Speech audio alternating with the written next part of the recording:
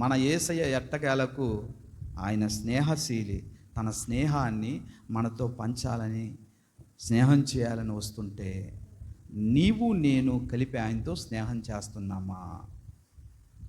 మిమ్ములను దాసులని పిలువక స్నేహితులని పిలుస్తున్నానని అదే యోహాను సువార్త 15లో చెప్తాడు. కాబట్టి ఈ రోజున ఈ లోకంలో ఎంతమంది స్నేహితులైతే ఉండనివ్వండి, లేకపోనివ్వండి, కానీ నిజమైన స్నేహితుడు తెలుసా నీకు? యేసయ్యే. కాబట్టి అతడు నా ప్రియుడు మాత్రమే కాదు, అతడు నా స్నేహితుడు కూడా అని అంటుంది సులమితి కన్యక. ఆ అనుభవంలో మనం ఉండాలి. పరమగీత గ్రంథం 5వ అధ్యాయము 16వ వచనంలో ఏమంటుందండి సులమితి సంఘ కన్యక?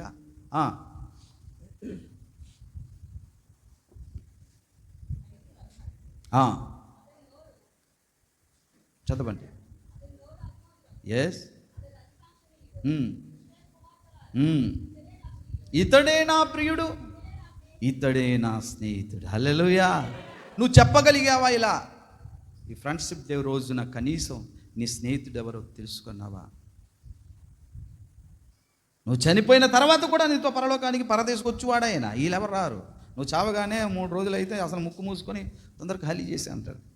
అది నీ అన్నైనా చెల్లైనా ఎవరైనా, కానీ ఆయన అయితే నీతో పాటుగా పరదేశం కూడా వస్తే నీతో ఉంటాడు ఆయన. నేనెరుగుదును ఒక స్నేహితుడు, అతడెంతో పరిశుద్ధుడు, ఆ పరిశుద్ధుడే నా జీవన రక్షణ కారణభూతుడు.